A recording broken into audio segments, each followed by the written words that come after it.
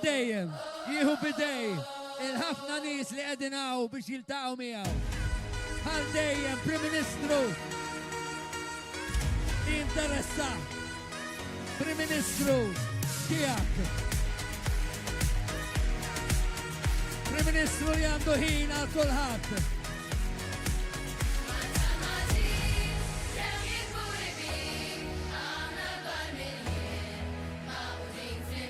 Prim Ministru li għandu ħin għalik li jisimak.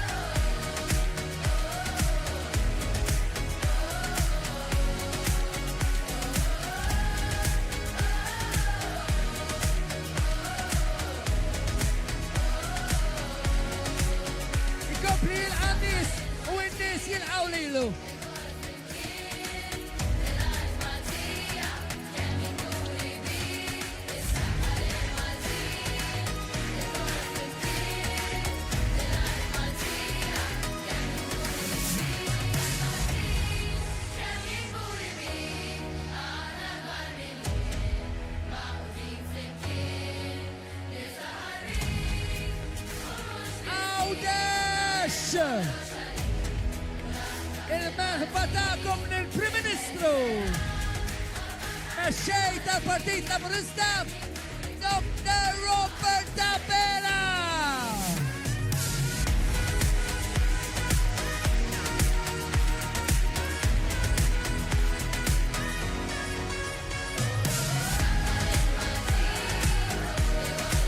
Miegħu bħal dejjem, Dr. Lidia Abela.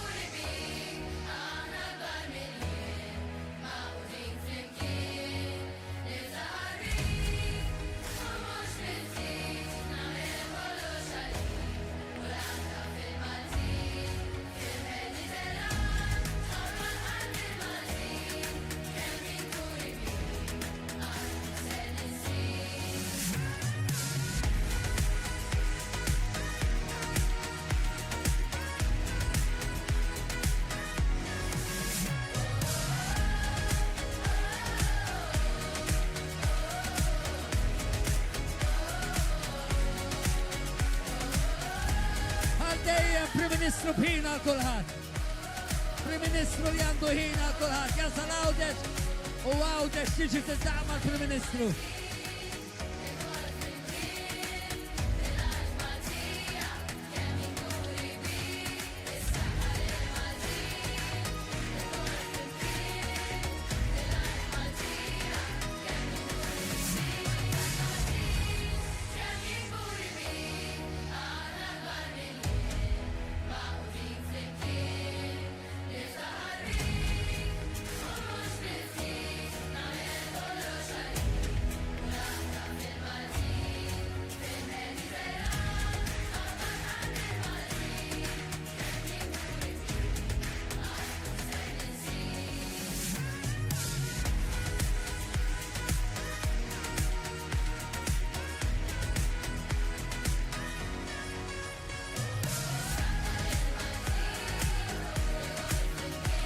Prim Ministru Dr. Robert Abela għal dejjem ħin għan-nies. Is-Sinjura Abela, Dr. Lidia Abela.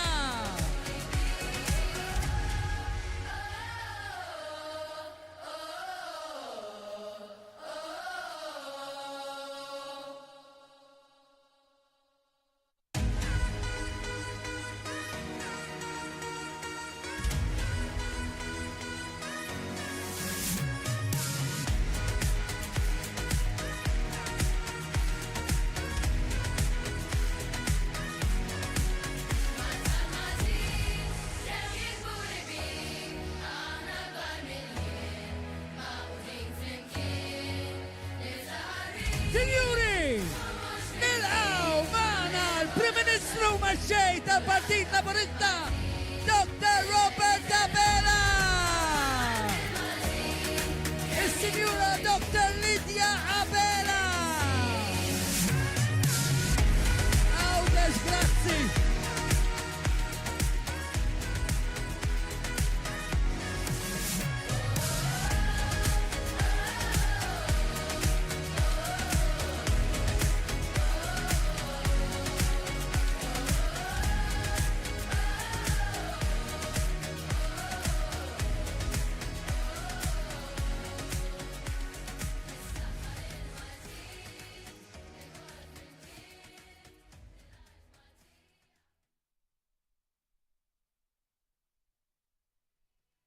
Mela,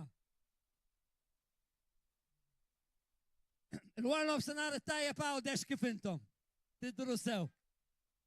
Mill-akkoljanza ta'kom li tajtu l-Prim Ministru, għaw biħġarkom passoltu. Merħba kbira kif tafu tagħtu intom, dejjem. Mela, tema l-lum ovvjament, saħħan il-Maltin ħat wasalna għal din l-elezzjoni, dal-waqt, s-sibt li ġej, kulħadd lest tinsewx jivvutaw il-kull kandidat laburista. Lil-kull kandidat laburista. Importanti ħafna. Ħafna importanti.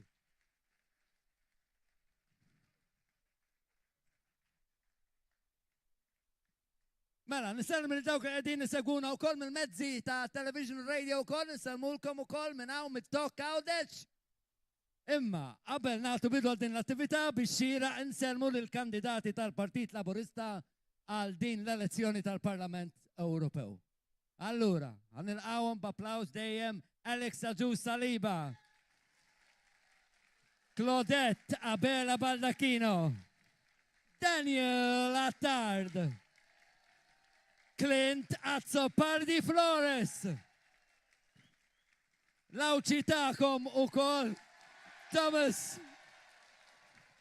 home, Thomas Bajada, Jasmine Bonello, Steve Alou, Jasmine Marshall, Maria Sara Bella Gaffa.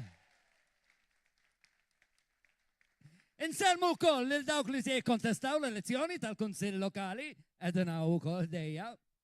Birrabat Għawdex, Joseph De Brincat,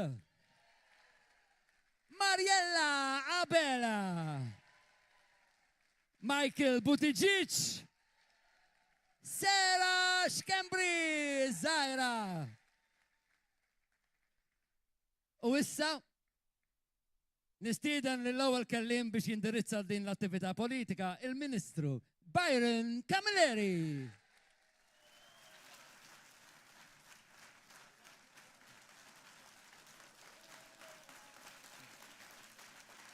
Grazzi Rabat, grazzi Għawdex, grazzi tal-merħba sabiħa li tuna ġimgħa wara ġimgħa aktar minn oħra. Grazzi tal-li qed timxu din it-triq magħna flimkien sa 8 ta' Ġunju illi ġej fadal biss 3 ijiem oħra biex noħorġu nivvotaw u nerġgħu nagħtu l-fiduċja lill-Prim Ministru Robert Abela.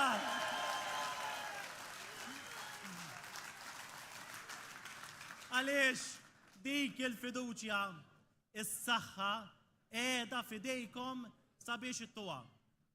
U wara jfettlilkom, ħallu lil xi ħadd idaħlilkom f'moħħkom illi il-vot tagħkom mhuwiex importanti. Is-saħħa fidejkom. Kull wieħed u waħda minnkom. L-istess saħħa li kelkom meta għażiltu intom il-min tridu jmexxi dan il-pajjiż. L-istess saħħa illi kelkom meta kontu intom stess illi għażiltu x'direzzjoni tridu illi jieħu dan il-pajjiż. U issa dak kollu illi ksibnieh bis-saħħa tagħkom kollha bl-għażliet tagħkom matul dan is-snin. Bis-saħħa ta' dik l-omm illi għażlet x'pajjiż trid tal-ulieda. Bis-saħħa ta' dak l-anzjan illi fdana illi ħan nippremjaw il-bżolija tiegħu. Bis-saħħa ta' dak iż-żagħżugħ illi għażel Malta, illi jikber fiha, illi tkun tirrispekkja l-aspirazzjonijiet tiegħu. U għalhekk il-mistoqsija illi kull wieħed u waħda minnkom tidu tagħmlu nhar is-Sibt illi ġej. Intom lesti titilfu dak kollu illi ksibna flimkien? Da żgur li le, mela jew komplu ngħadu magħna, ejjew inkomplu nħabbtu bib, familja, persuna, sabiex inħeġġuhom joħorġu jivvotaw, jerġgħu jisilfuna l-fiduċja, sabiex inkunu nistgħu nibqgħu nagħmlu l-ġid sabiex inkomplu nieħdu id-direzzjoni tajba li hemm bżonn għal dan il-pajjiż. Għaliex x'jiswa jekk kull wieħed u waħda minna bl-imħabba li għandna għall-bandiera tagħna, il-bajda u l-ħamra. X'jiswa jekk dik ma nirriflettuhiex fil-ġid għal kull wieħed u waħda minnkom. Il-kwalità tal-ħajja tagħkom. Għaliex aħna naħdmu sabiex inti tgħix mhux teżisti. Sabiex tgawdi miż-żidiet u mhux il-piżijiet. Sabiex tgħix ħajja tajba billi nżidulek il-pensjoni mhux ikollok pensjoni illi ma tlaħħaqx biha. Kontijiet tad-dawlu ilma stabbli mhux jolgħu meta jolgħu barra kif sfortunatament irid ħaddieħor. Fejn fil-komunitajiet tiegħek tħossok sigur. Però din ta' xejn ovvju. Tieħdu xejn for granted. Ma nistgħux nieqfu issa għaliex għal ħaddieħor m'hemmx bajda u ħamra, għal ħaddieħor hemm biss il-blu. Għalihom il-blu huwa akbar mill-bajda u l-ħamra. ċara. Xi jridu qed jgħidulna xi jridu. Qed jgħidulna l-8 ta' Ġunju irriduh għalihom biss. Għalulna li din l-elezzjoni tfisser il-mowġa tal-bidla illi ħatwassalhom għat-triq lura ta' Kastilja. Għalulna illi iridu ipinġu l-mappa ta' Malta blu. Għalulna aktar minn hekk illu jridu gwerra qaddisa kontra tagħkom, kontra Malta barra l-pajjiż meta jmorru suppost biex jaħdmu għalikom. Iżda it-tweġiba intom tafuha. Aħna ma weġbux bil-mibeda, għal dik il-mibeda aħna weġbu blaqda, għaliex Malta u Għawdex huma tal-Maltin u tal-Awċin u mhux kif jgħidu huma. Aħna rridu Malta waħda. U tafu x'inhu il-garanzija ta' dan kollu? Vot b'saħħtu lill-kandidati kollha tal-Partit Laburista nhar is-Sibt 8 ta' Ġunju.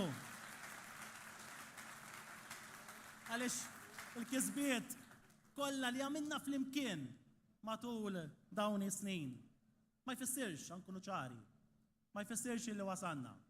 Fadlinna ħafna u ħafna x'namlu. U bl-istess mod ma jfissirx li aħna perfetti fix-xogħol tagħna. Ħafna minnkom tafuni u l-prinċipji tiegħi tafuhom ukoll. Jista' jkollna 1100 argument bejnietna. Nistgħu niddiskutu, nistgħu nitħattu. Però l-għan tagħna dejjem ikun wieħed. Kif ħanoħolqu il-ġid, kif ħanaħdmu iżjed, kif ħanġibu aktar riżultati sabiex finalment tgawdu minnhom intom. U l-għażla illi għandkom nhar is-Sibt illi ġej ma tista' qatt tkun aktar ċara minn hekk. Jekk tiċnażlu dwar x'futur irridu illi kompli jieħu pajjiżna.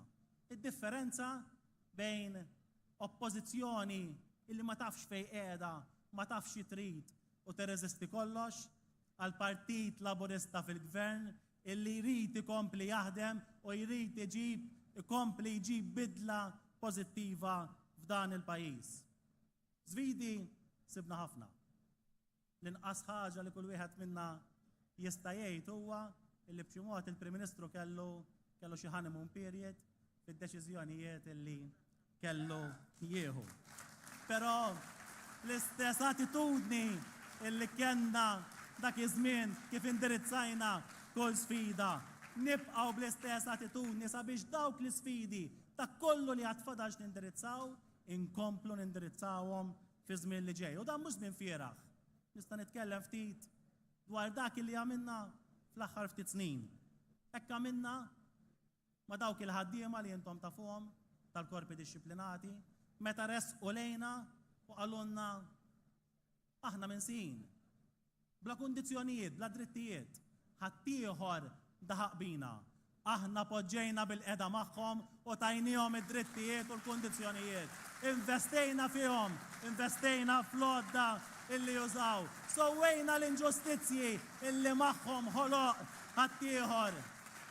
Ma ċċettajniex laqas l-status quo fuq l-immigrazzjoni irregolari. Ħadna d-deċiżjonijiet illi kellna nieħdu. Jekk persuni fix-xogħol rajna li jirċievu t-taħriġ sabiex ikunu f'possibilità li jkomplu jitilgħu tarġa fuq il-post tax-xogħol tagħhom u jkunu jistgħu jikbru. U allura fit-8 ta' Ġunju illi ġej toqgħodx id-dar. Ħallix jirrenja lil min irid jaħdem kontra tiegħek. Lil min irid jibgħat lil uliedkom għall-gwerra. Minn min kellu l-wiċċ jipprova jitfa' is-soldati l-ħabs. Min irid gwerra kontra kollox u kontra kulħadd. Għaliex il-politika taqtuħu l-qalb. Meta ħaddieħor mar fil-Parlament Ewropew u mar jaħdem kontra Malta, taħsbux li ħadem kontra l-gvern, taħsbux li ħadem kontra il-Prim Ministru jew kontrina, tafu kontra min kienet jaħdem? Kontrikom kollha u kontra l-familji tagħna. Għaliex lan tagħhom x'inhu?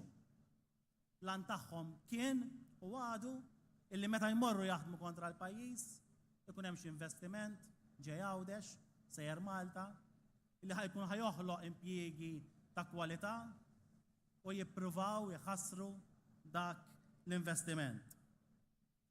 Issa ħalli għali min fostkom jipprova kontinwament ipinġikom daqs li kieku qegħdin fil-Wild West bi fake news fuq Facebook. Imma dik storja oħra. Fit-8 ta' Ġunju uħorġu vvotaw għal Malta.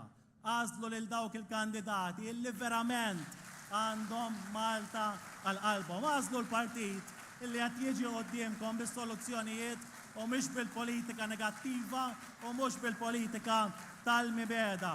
Dejna vjaġġ flimkien, ilħaqna riżultati bla preċedent, ejja nkomplu dak il-vjaġġ flimkien. Għaliex bis-saħħa tiegħek u bis-saħħa tagħkom illum qed niċċelebraw 10 snin ta' child care b'xejn. Bis-saħħa tagħkom il-pensjonanti qed jirċievu pensjoni aħjar. Bis-saħħa tagħkom kontijiet tad-dawl u ilma stabbli. Bis-saħħa tagħkom spazji miftuħa, komunitajiet aktar siguri, ekonomija b'saħħitha. Erġgħu tuna l-fiduċja sabiex imbagħad aħna nsarfuha verament tal-ġid tagħkom. Erġgħu għatu l-fiduċja lill-Prim Ministru Roberta Bela nhar is-Sibt 8 ta' Ġunju. Għatuna dik is-saħħa li għandkom intom biss sabiex imbagħad aħna nsarfuha fis-saħħa lil Maltin u fis-saħħa lil Lawċin. Grazzi ħafna. Grazzi Dr. Byron. Irrid nara u nisma l-entużjażmu tagħkom. Hekk kif nilqgħu magħna lill-Prim Ministru mexxej tal-Partit Laburista, Dr. Roberta Bela.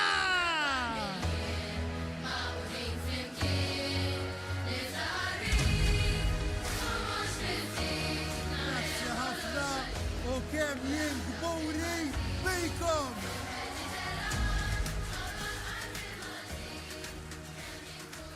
Gburi bejkom, gburi bil-mewġa ta' entużjażmu li ġurnata wara ġurnata irnexxilna nibnu flimkien f'din il-kampanja minn attività l-oħra. Iltqajna magħkom, tħadditna flimkien, smajtkom, spjegajt il-viżjoni li għandu dan il-moviment għal-futur ta' dan il-pajjiż. Jienu diħelaw, kellimni Viktor, jgħat naraħi jgħat wara. Grazzi Viktor. U għalli, irrakkuntali l-esperjenza tiegħu, għalli jien illum ili 11 sena pensjonant. U llum il-pensjoni li nirċievi hija aktar mill-paga li kont nirċievi meta kont naħdem. Dik hija il-bidla b'saħħitha fil-kwalità tal-ħajja tan-nies illi għamilna mill-2013 il-qudiem. Imma mbagħad ma' kull sija li tgħaddi minn din il-kampanja tibqa' tikber l-importanza tad-deċiżjoni tagħkom ta' nhar is-sibt li ġej. Qabel ġejt hawnhekk kont f'dibattitu mal-kap tal-Oppożizzjoni u meta lesta d-dibattitu il-ġurnalisti saqsewh u ħireġ dwar il-kontijiet tad-dawl. Saqsewh illum lejlet elezzjoni. Saqsewh jekk il-kontijiet tad-dawl u l-għajnuna illi dal-gvernijiet jagħti fuqhom jekk humiex l-għajnuniet sostenibbli aktar. Tafu x'weġibhom? Għallhom illi l-għajnuna li qegħdin nagħtu aħna mhijiex sostenibbli. Lejliet elezzjoni kollok il-kap tal-Oppożizzjoni li jerġa' jgħid illi s-sosten ta' mijiet ta' miljuni li qegħdin nagħtu lilkom mhux sostenibbli. Li jfisser illi jekk tafdawh dak il-pis tal-kontijiet jixħdu fuqkom. Magħna tafu fejn qegħdin aħna konna għadna u se nibqgħu tarka tagħkom. Vot lil Partit Laburista fit-8 ta' Ġunju ifisser li l-għajnuniet kbar li qegħdin nagħtu lilkom jibqgħu fis-seħħ għaliex magħna tafu fejn qegħdin. L-istess l-iskema tal-istabbilità illi tajna fuq il-prezzijiet tal-ikel. Ħadd ieħor qal illi l-ewwel qalulna illi hemm l-inflazzjoni u mhux se jirnexxilkom tindirizzawha. U mbagħad qalulna illi qegħdin nilagħbu logħba perikoluża mas-suq miftuħ. U mbagħad qalulna illi dak li qegħdin nagħmlu mhux se jkollu effett. Imbagħad meta din l-iskema daħlet fis-seħħ u rnexxilna nagħlqu patt soċjali mal-importaturi tal-ikel f'pajjiżna mas-sidien tas-supermarkets. Imbagħad qalulna illi l-iskema hija waħda perikoluża u ħadmu kemm felħu biex jimminawha. Imbagħad meta l-inflazzjoni bdiet nieżla xahar wara xahar wara xahar, bdew jitkellmu kontriha l-iskema. Qalu li ma jemmnux fiha. Qalu li jekk ikun hemm huma jibdluha. Skema li tat stabbilità f'450 prodott essenzjali tal-ikel. Skema li indirizzat il-weġgħat tagħkom. U jiġi l-Partit Nazzjonalista u jitkellem kontra skema li tat tant għajnuna lin-nies. Ma hemm ukoll tafu fejn qegħdin għaliex jekk terġgħu tisilfuna l-fiduċja tagħkom nhar is-sibt li ġej, dik l-iskema nżommuha fis-seħħ s'Ottubru li ġej u jekk ikun hemm bżonn nestenduha lil hinn minn Ottubru li ġej. Imbagħad resqu qudiemna wara kampanja sħiħa ta' baħħ tan-naħa tal-Oppożizzjoni u mbagħad għax bdew jirċievu ħafna u ħafna kritika li ma kellhom ebda manifest għall-elezzjonijiet tal-Parlament Ewropew, kitbu essej ta' malajr.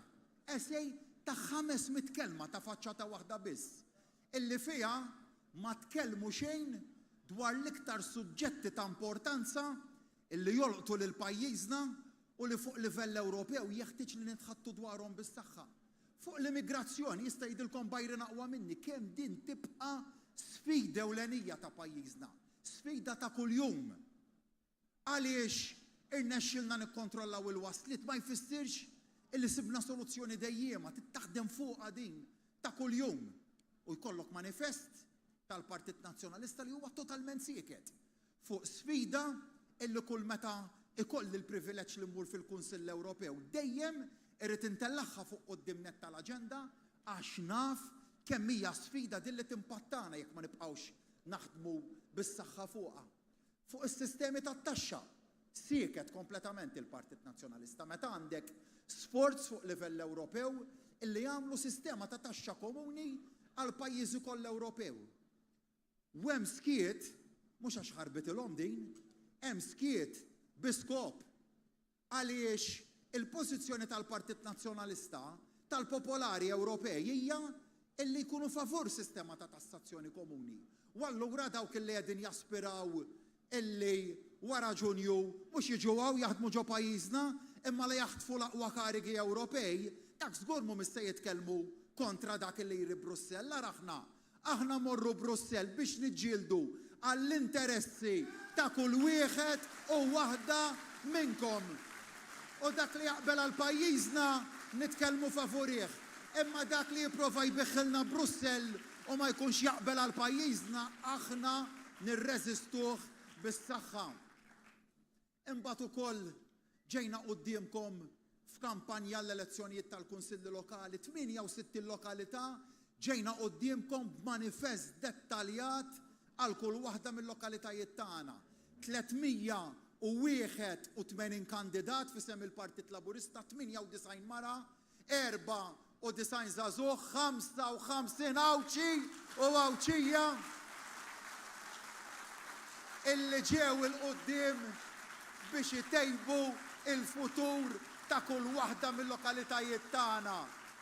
L-istess fuq livell Ewropew 10 prinċipji ċari illi l-Europarlamentari tagħna li se jiġu fdati minnkom irdu jaħdmu b'mod ċar u ffukat dwarhom. U hekk meta inti tkun taħdem għal pajjiżek hekk meta verament għalik Malta tkun l-ewwel u qabel kollox.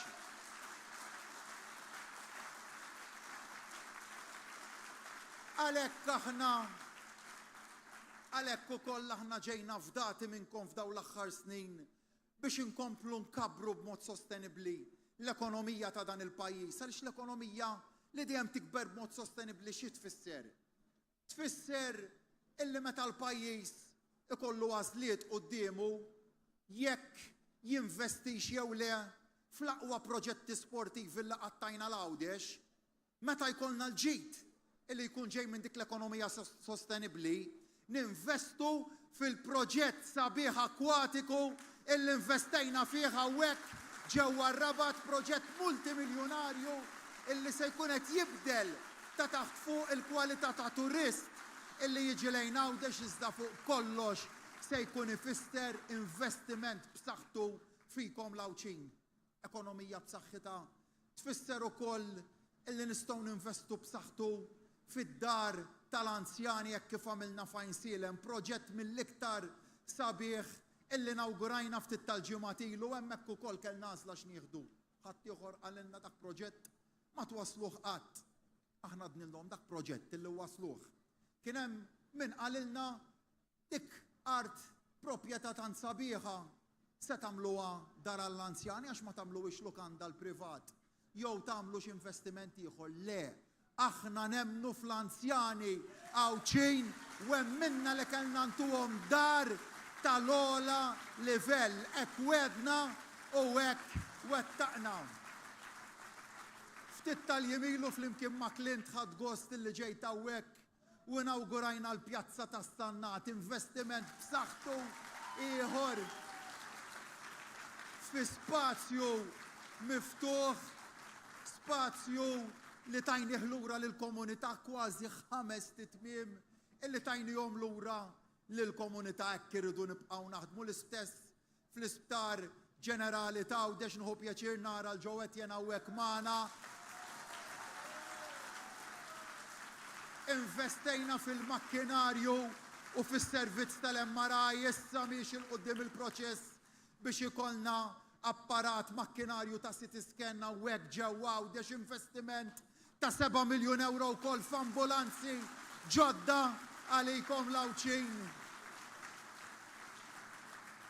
U x'ma nkunx gbur illum illi Għawdex huwa verament mutur ekonomiku. Għalhekk dejjem hemm minna f'Għawdex u fil-potenzjal kbir tiegħu ħadd ieħor lil Għawdex ħallih jaqa' lura. Tafu intom Għawdex kif kien qabel l-2013, iżda wara l-2013 għaliex hemm minna fikom Għawdex mhux bissar mutur ekonomiku li jagħti kontribut qawwi lill-ekonomija b'mod ġenerali, imma Għawdex huwa dak il-post li verament jiena nemmen għandu tant potenzjal b'saħħtu. Tajna l-awtonomija lil Għawdex fejn tidħol il-produzzjoni tal-ilma milna reverse osmosis hawnhekk tal-aqwa kwalità. Dawk huma proġetti oħrajn infrastrutturali fejn investejna fl-upkeep u fil-bini ta' toroq ġodda ġewwa Għawdex. Dak huwa meta verament ikollok gvern li Għawdex ma jħares lejh bħala li jipprova jpinġi il-mappa tiegħu blu. Għawdex huwa tagħkom l-Għawċin, Għawdex huwa dak li għalih għandna l-istrateġija reġjonali għal Għawdex. Għawdex gżira ta' villaġġi. Għawdex gżira ta' villaġġi li twildet din l-istrateġija tant sabiħa li tfasslet wara li ħloqna l-Gozo Regional and Development Authority. Ħloqnija di waqt pandemija, waqt li ħadd ieħor kienet jgħidilna morru lockdown, aħna konna din infasslu l-futur ta' Għawdex. Ħloqna din l-awtorità u mbagħad l-awtorità flimkien mal-Ministeru għal Għawdex fasslet din l-istrateġija tant sabiħa ta' Għawdex fejn kull villaġġ, fejn kull raħal iżomm l-identità partikolari tiegħu, il-karatteristiċi partikolari tiegħu. U dik l-istrateġija iżda li tenfasizza fost oħrajn l-użu tal-ġebla tal-franka fil-faċċati tal-binjiet tagħna, l-iżvilupp sostenibbli. Dik l-istrateġija sta tant b'saħħitha li rridu nittrasportawha wkoll lejn Malta xi hija verament strateġija li turi l-kalibru ta' Għawdex. U għalhekk ħbib tiegħi meta fis-sigħat li ġejjin kull wieħed u waħda minnkom se jkollu għażla tant importanti qudiemna. Għad hemm min illi s'issa għadu indeċiż jekk jivvotax. Jew għad hemm min għadu deċiż issa illi saħansitra ma jivvotax. U hawnhekk fejn indur fuq kull wieħed u waħda minnkom u nitlob l-għajnuna tagħkom lil dawk kollha li s'issa dom indeċiżi resquhom lejna. Ejja ħan individwalizzaw x'inhuma il-weġat tagħhom. Ejja ħalli naraw x'inhuma r-realtajiet tagħhom.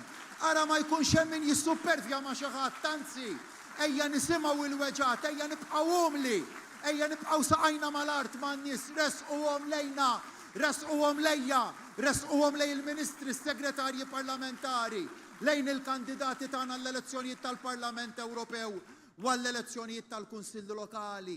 L-għażla mhijiex li ma tivvotax, l-għażla hija li tersaq il-qudiem, li tgħidilna x'inhuma l-weġat tiegħek, infittxu s-soluzzjonijiet għalihom u li nhar is-sibt terġgħu tisilfuna l-mandat tagħkom, mandat ta' fiduċja b'saħħitha fil-ħidma ta' dan il-gvern biex l-1000 proposta illi sentejn ilu tajtuna tant fiduċja biex inwettqu nibqgħu nwettquhom waħda wara waħda wara waħda u nwettquhom u nittrasformawhom f'elf kisba għal pajjiżna. Mela nhar is-sibt li ġej kunu warajja, l-għażla hija waħda ċara, l-għażla bejn Bernard Grech u Roberta Bela, l-għażla fidejkom, is-saħħa fidejkom, is-saħħa lill-Għawċin u s-saħħa lill-Maltin. Grazzi.